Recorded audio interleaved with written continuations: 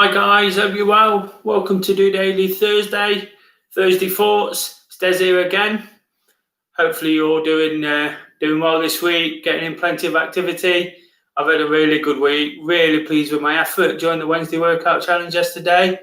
Bit tired today, my legs are aching. Furthest I've run for a while, so just got back from a 4-mile walk. Hope you're making the most of the weather. If you can get out, really do. This morning it was really wet and miserable, but all of a sudden it's turned into a really nice day. So whilst it's a bit up and down, it's a perfect opportunity to get out and get in some activity. Of course, that's what we try and encourage. Just a few DOdailies, just a few ideas to get you looking forward to it. Give you some tips and advice on how you can approach different things. Of course, on a Thursday, I ask for your questions. I always say, no matter what it is, fire them across. Of course, most of Do Running is actually running people, and they form the bulk of the group, but we are moving into other things. But I'm not going to forget those today. A lot of the guys have asked questions about running in particular and sort of pushing their levels of running on a little bit. So we've got a couple of questions based around that. I think they'll be really useful. Like I say, for taking that running to the next level. Whilst we try to cater for everybody and look after everybody's needs, we've spoken in previous weeks about getting involved in running to start with, training for half marathons, training for smaller events, things you can do just to tick over. Today, what I'm going to do is, like I say, talk about some of those things where it means taking running to that next level. The questions have kind of determined that. So I think it'll be really useful to pass on some of the information I've looked into, some of the information I've got, and some of my experience in doing these things. I've actually taken part in 4 marathons now and an ultra. I don't think I enjoyed any of them, to be honest. But no, of course I did. But they're really hard work. And every time you do one of these things, you know what mistakes you made and where you can do it better next time. And I think that's the important thing. There's lots and lots to go at, so I'll get straight on with it. I'm going to read the questions out sort of all together to start with, because a lot of the information crosses over, and a lot of it, you'll see, it just ties in quite nicely with each other. So basically, the first question I got was from Kirsty, who said, what tips would you give to somebody looking to progress from a marathon to an ultra marathon event? And then Ben followed that up with asking, basically he said, I'm looking to add cycling to my training as well as running, and I don't have the extra time. Would the reduction in running compromise performance? And on the back of that, John asked a question sort of along the similar lines. He wants to get involved in swimming, perhaps open water swimming. Would that impede his running as well? And then to finish, Simon asked if I know of any open water swimming places. What I'll do on that one in particular, I'll post some links. But starting back at the top, Kirsty's question, what tips would I give somebody looking to progress from a marathon to an ultra? The first one, to be honest, would be don't do an ultra a week after a marathon. And that's what I tried to do a couple of years ago. I don't think I've ever recovered, to be honest. But the reason I say that, because essentially, everything you do for marathon, you wouldn't do for an ultra, apart from it being a nice progression in terms of distance. Anything over marathon's classed as an ultra anyway. So you might build up to your 26.2 and then think, I'd like to do 50k, which is 30 miles. It's only a few miles more than a marathon. But the point being is, all those things you use to train for a marathon are not necessarily important when training for an ultra, apart from your own discipline. For a marathon, most marathons, not all, most marathons will be run on a road. So if you've been training for a road marathon, you'll be out there pounding the pavements. And most ultra events are actually trails. Again, not every single one. I can't speak for all. But normally, when you're looking at moving into ultra running, it might be a trail situation. It might be different surfaces. So the first thing is to make use of different surfaces, particularly the one of the actual event you're going to take part in. So if it is a trail run, if it's hilly, is to get out there, get running up more hills, get running on more trails, get used to the uneven surfaces. Of course, there's a lot of hard work going to pounding the pavements, but it's quite it's the same action in your running, up and down, and whilst it takes its toll on your body, the uneven surfaces might cause injuries, cause different muscles to pull at different times and things like that. So it's important to get used to the surface as you're still building up the mileage, rather than just go straight in at the deep end at your ultra distance and try and do a trail run on your first and only ultra. It might prove to be. So that's a really important one. It's just to build up using the surface. Like any sort of building of distance, whether it's road running or ultra trails, what you need to do is build up gradually. The rule of thumb within running is normally 10%. So that's a good way to 10% per week. Sorry. So if you're doing a 10-mile week this week, obviously next week will be 11, and then another 1.1 on top of that, 12.1, and so on and so on. It's just a nice way of building up. And generally what you do that, you'd use that in your long run in particular. It's really important to be consistent as well with your training. Of course, with a marathon, you've got to be consistent. You've got to get them really long runs in. Lots of people use them at the weekend, when they've got a bit more time, a Sunday morning, and that's where we tend to build up, as well as a 3 or 4 runs in the week.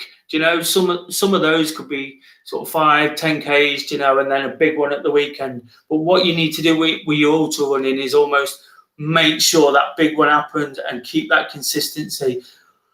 Another thing in terms of when you run, you can place runs back to back. So rather than when you're marathon running, you might run Tuesday, Thursday, Saturday, Sunday. A lot more back to backs. I was looking at something from a lady called Susie Chan, who runs a lot with Sophie Rayworth, really quite famous. Check her out on Instagram. I've been following her for a while, and her advice in terms of when she runs, rather than spread the ones out over the week, what she might do is run back to back. So 4 days in a row. It might be 10 miles every day, and then another big one towards the end of the week.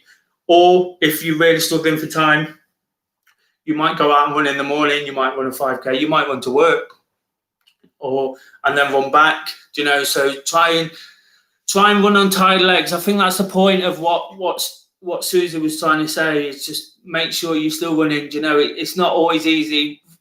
During an ultra event, you're going to experience ups and downs, and different to a marathon. When you tend to hit the wall in a marathon, it's all downhill from there. And when you get to the finish line, you feel like you're never going to run again. You're never going to be able to do anything. You can't even stand up.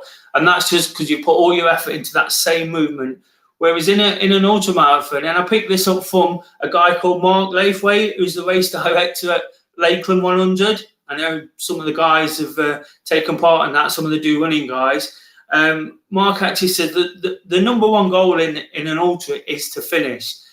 In a marathon, you might be looking at time, you might be looking at splits, you might be looking to like targets, all different things to try and get you through, trying to get that PB. Whereas what Mark's saying is throw all that out the window. Splits don't matter in the slightest. It's about being out there. It's time on your feet. You're going to experience completely different emotions. From one part of the race, you're going to feel awful, and then you're going to feel fantastic, and you're going to go through that.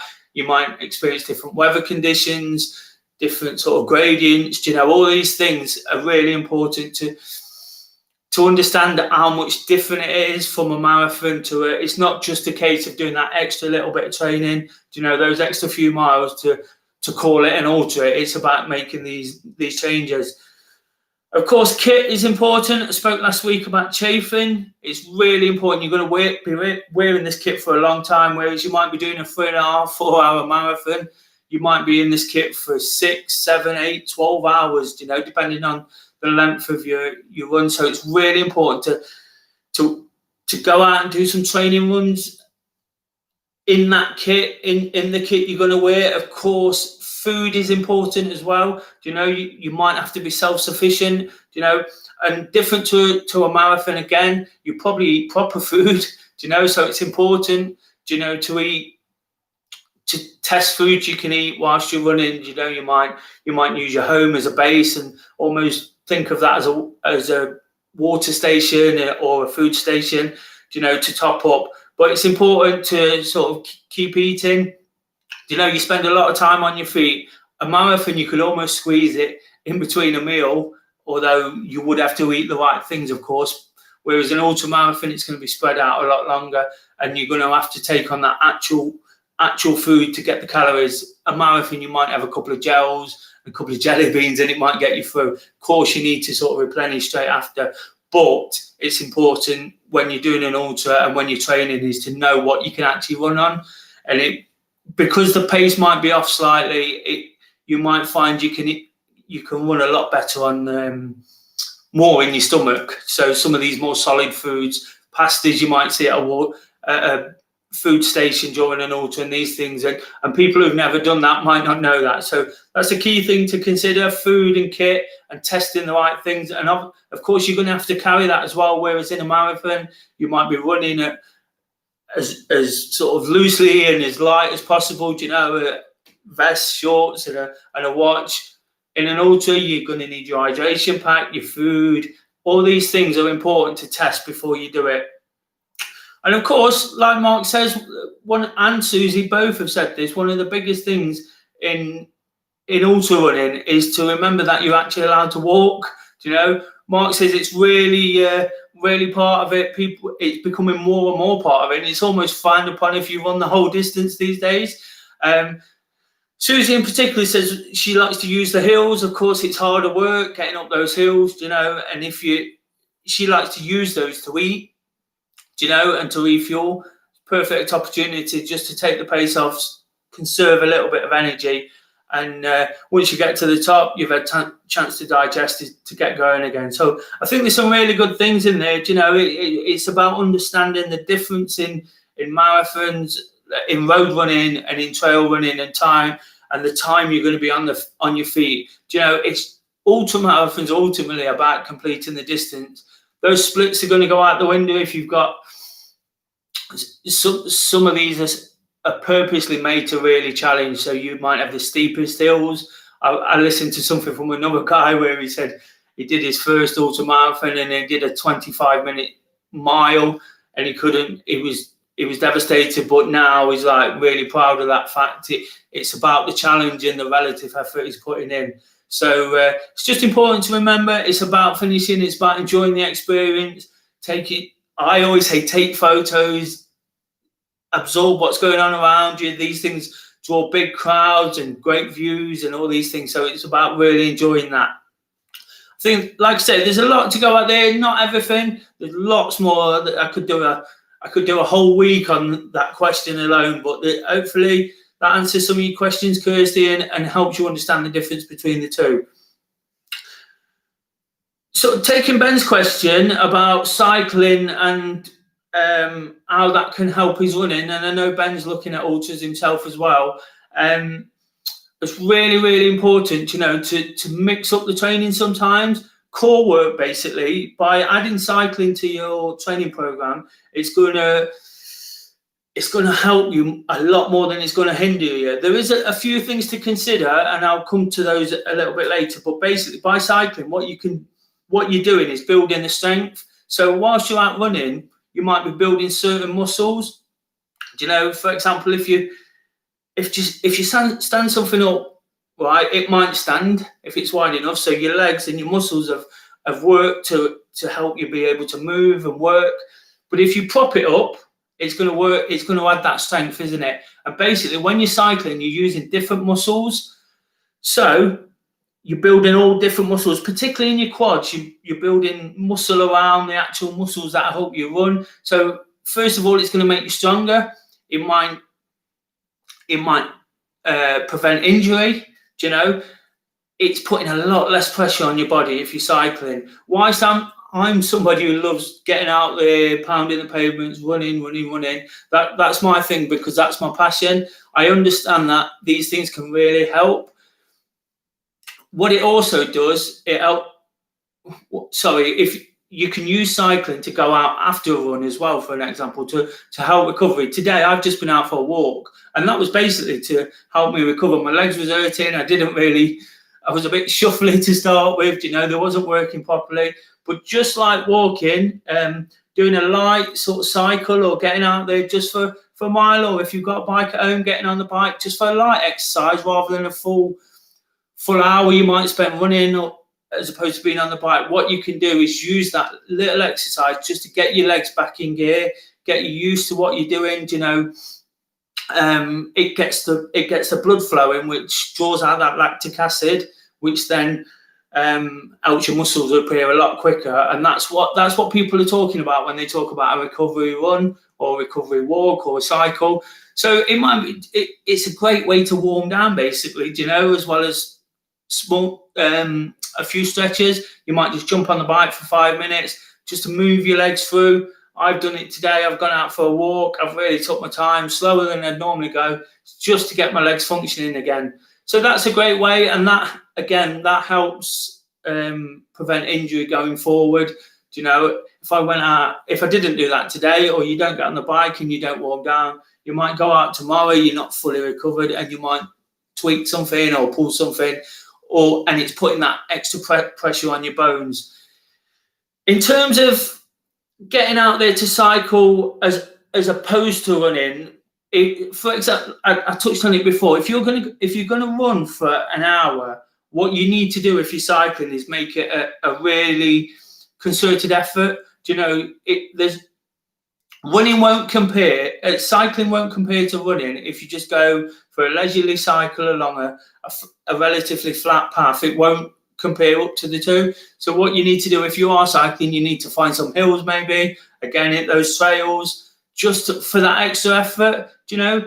Whilst it might not quite give you what running does over a period of an hour and a half, 2 hours, 3 hours, whatever you want to do, you need to sort of put that extra effort in just to bring it up to that sort of level of what you're going to get from the running, the amount of calories you're going to burn. Like I say, doing it on the flat, it's not quite comparable, and that's why it's important as well to understand that if you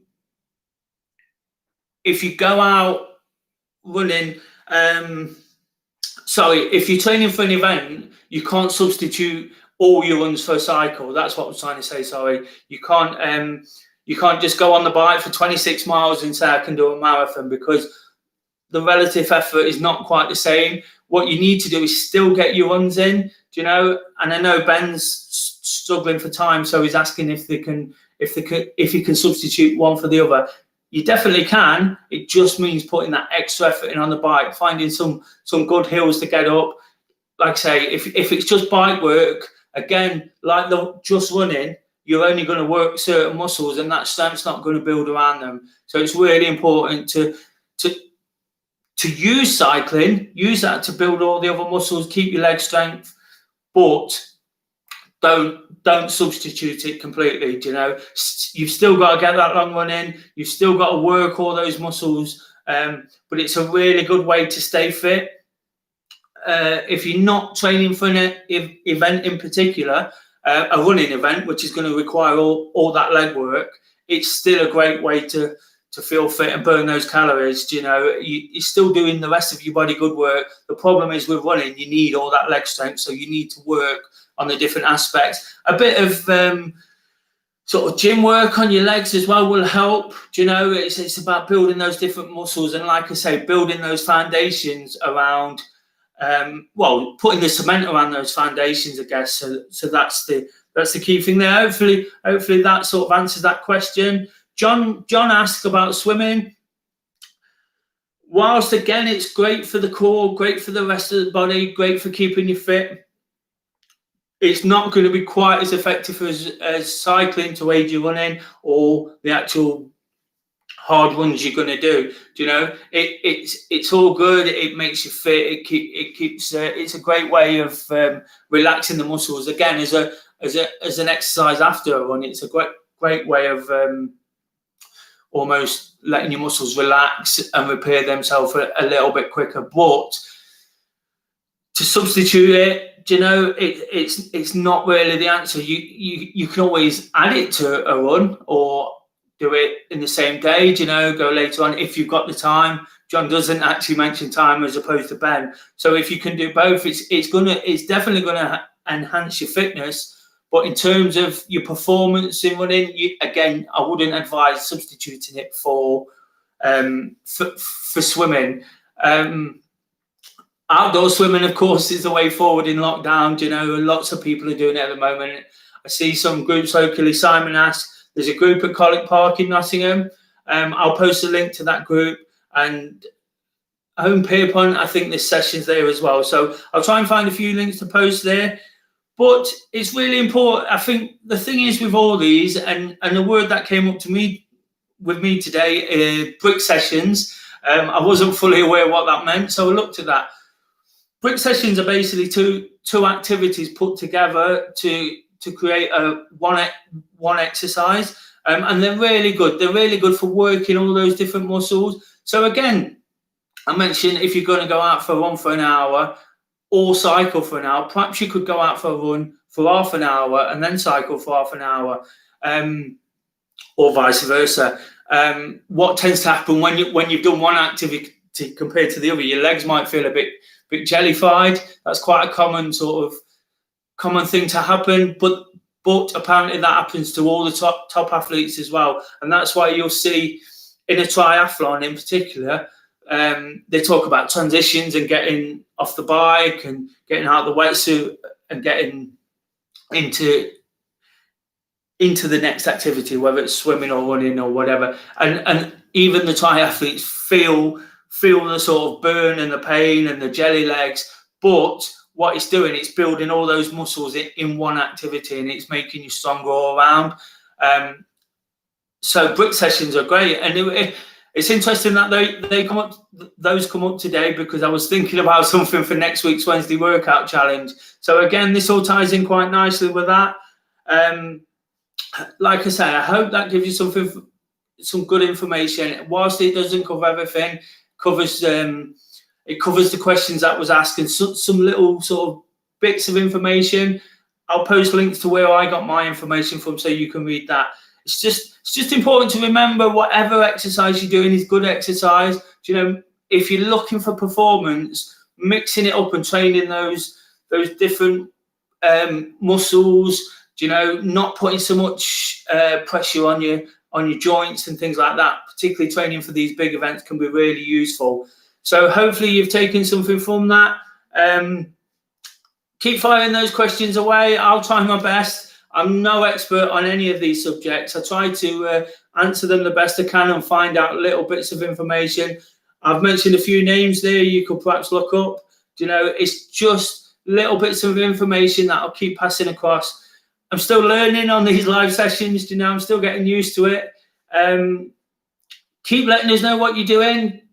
If you've got ultras coming up, let us know. Let me know which one. Mention it in the comments today. I'd love to sort of look those races up and watch your progress. Let us know what social media you're on, and I'll follow that as well. Of course, if you like what I've said, give us a like, give it a share. Subscribe so you get updates on every day's video. I'll be back in the morning, just doing it. I thought I'd turn the sign around today. Bit pointless facing the other way, but I'll be back just doing it for Wake Up to Walk, getting out early on a Friday morning to attack the day and talking about some of the things we've gone through this week and looking forward to the weekend. So hopefully that just gives you that little bit of inspiration on what you can do and helps in your next activity. Thanks, guys. Just doing it.